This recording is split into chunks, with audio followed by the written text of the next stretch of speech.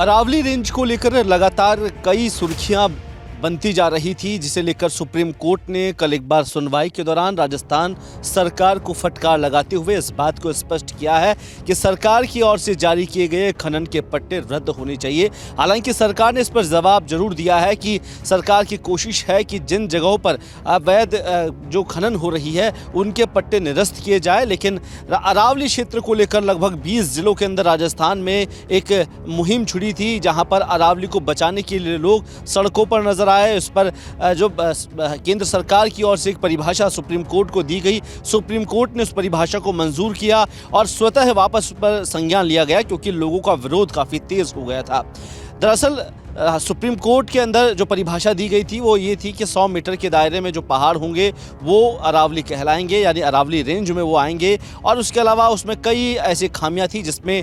पहाड़ों के बीच के डिस्टेंस को लेकर भी असमंजस था कि क्या कुछ अरावली पहाड़ की श्रृंखला में आना है और क्या नहीं आना है। इसे लेकर हालांकि सुप्रीम कोर्ट ने अपने ही फैसले पर रोक लगाते हुए इसे बरकरार रखा है और साफ तौर पर कहा है कि तमाम राज्य राजस्थान, गुजरात, दिल्ली और हरियाणा, इन राज्यों को सरकार इस बात का ध्यान रखे कि उनके राज्य में किसी तरह का कोई अवैध खनन ना हो। लेकिन पिछले 20 दिनों का एक रिकॉर्ड एक आपको बता देता हूं, मोटा मोटा रिकॉर्ड यह है कि 1500 से ज्यादा कार्रवाई अवैध खनन पर राजस्थान के अंदर हो चुकी है। तो लिहाजा इस बात का अंदाजा लगाया जा सकता है कि सुप्रीम कोर्ट के कितने बड़े फैसले हो, सुप्रीम कोर्ट के कोई आदेश हो, अरावली की इस खनन की प्रक्रिया रुकने का नाम नहीं ले रही है। आप पीछे पहाड़ देखेंगे, अभी हम जयपुर के झालाना क्षेत्र में हैं और इन पहाड़ों की दुर्दशा देखिए। ये पहाड़ चीख चीख कर सवाल कर रहे हैं सरकारों से, प्रशासन से, जिम्मेदार अधिकारियों से। ये पहाड़ जहां जयपुर के उन सड़कों तक हुआ करते थे और ये मानकर चलिए तकरीबन 4 से 5 किलोमीटर तक इन पहाड़ों को काटा गया अपने खनन के लिए। उसके बाद अवैध कॉलोनियों का बसावट यहाँ पर कर दी गई है। पहाड़ों की दूसरी तरफ ये कॉलोनियाँ बनी हुई है, ना कोई पट्टे हैं, लेकिन सुविधाओं के नाम पे सरकार यहाँ नल कनेक्शन दे रही है, सीसी सड़कें बना रही है, तमाम तरह के जो प्रचंड है सरकार करती नज़र आ रही है। लेकिन इन पहाड़ियों की जो हालत है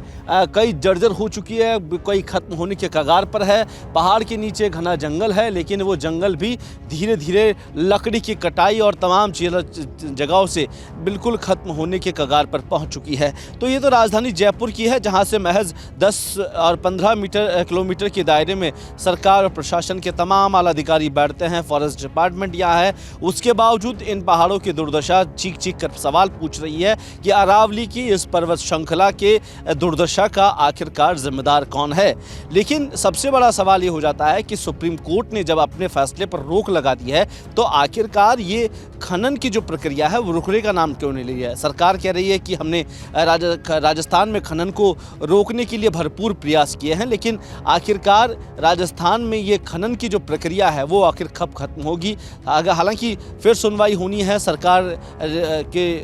विरोध में। सुप्रीम कोर्ट ने जो सख्त निर्देश दिए हैं, एक बात और कही है कि इन तमाम चीज़ों को रोकने के लिए कमेटी बनाई जाए और उस कमेटी ये तय करेगी कि सरकार किन को खनन के पट्टे जारी कर रही है और इसके अलावा किन किन ज़िलों के अंदर ज़्यादा खनन की कार्रवाइयाँ हो रही है, उन पर भी एक अंकुश लगाने का काम सरकार कर सकती है। लेकिन लिहाजा इस बात से अंदाज़ा लगाया जा सकता है कि राजस्थान में लगातार बढ़ते अवैध खनन और साथ ही झालाना हो या राजस्थान के तमाम तरह के जंगल हो, आपको अक्सर इन पहाड़ियों की कटाई ऐसे देखने को मिलेगी जहां पर ये पहाड़ अब लगभग विलुप्त होने के कगार पर है। कई ऐसे पहाड़ है जो सुप्रीम कोर्ट ने कोट किया है, यानी कि हज़ारों ऐसे पहाड़ों की संख्या हो चुकी है जो हरियाणा से लेकर गुजरात तक के बॉर्डर के भीतर आते थे। उन पहाड़ों की जो तस्वीरें सुप्रीम कोर्ट के सामने पेश की गई और तकरीबन 5 से 10 साल बाद में जब उन पहाड़ों की एक्चुअल रिपोर्ट सामने आई, जहां पर जाकर मौका मुआयना किया गया, तो पहाड़ ज़मीन से विलुप्त नज़र आए। तो यही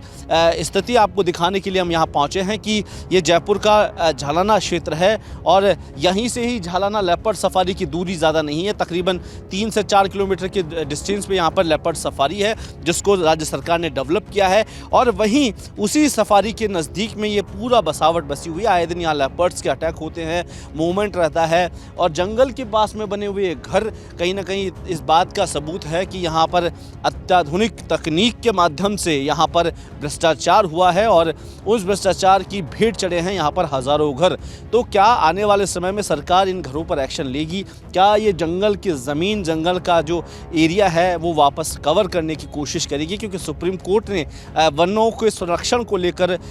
पहाड़ियों के संरक्षण को लेकर, जंगल के संरक्षण को लेकर कई तरह के नियम कायदे बनाए हैं, लेकिन फॉरेस्ट डिपार्टमेंट, राज्य सरकारें तमाम तरह के दावों को सिर्फ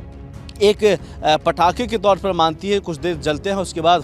फूटकर हवा में धुआं हो जाते हैं और यही नतीजा है कि पिछले कुछ सालों के अंदर अरावली की जो पहाड़ियां हैं, अरावली की जो क्षेत्र है वो सीमित होता जा रहा है और उसकी पहाड़ियां लगभग विलुप्त होने के कगार पर है। पहाड़ियों की जो हालत है वो आपके सामने है, क्योंकि जब जयपुर जैसे ज़िले के अंदर, जब राजधानी के अंदर ऐसी स्थिति हो सकती है तो ये सोचिए, अंदाज़ा लगाना बड़ा मुश्किल है कि किस तरीके का यहाँ पर काम होगा और आने वाले दिनों में क्या सुप्रीम कोर्ट के जो आदेश आएंगे उसके बाद अरावली के संरक्षण को लेकर क्या एक बड़ा कदम उठाया जा सकता है? क्या उसे रोकने के लिए राज्य सरकार भरपूर प्रयास करेगी? ये आने वाला वक्त ज़रूर बताएगा, लेकिन सुप्रीम कोर्ट के फैसले के बाद अरावली कहीं ना कहीं संरक्षित हो, ये सबकी पहल मानी जा सकती है। लेकिन देखने वाली बात है कि जिन पहाड़ियों को हम करता हुआ देखते हैं, छलनी होता हुआ देखते हैं, चाहे से डोल का बाग का आंदोलन हो, इसके बाद अरावली का आंदोलन हो, तमाम तरह के हमने पैतरे देखे, लेकिन उसके बाद लगातार धरातल पर आने के लिए कोई चीज़ नज़र नहीं आती है। और यही वजह है कि पिछले कुछ सालों के भीतर धीरे धीरे जो एक स्वरूप था अरावली का वो लगभग विलुप्त होने के कगार पर है। पहाड़ियाँ संकुचित हो चुकी है और यही वजह है कि आने वाले दिनों में सुप्रीम कोर्ट हो सकता है इन तमाम चीज़ों को लेकर एक बड़ा संज्ञान लें और सभी राज्य सरकारों को जिन जिन क्षेत्रों में अरावली है उसे बचाने के लिए कोशिश की जा सकती है। कैमरा पर्सन त्रिलोक के साथ कुलदीप, रिपोर्ट भारत, जयपुर।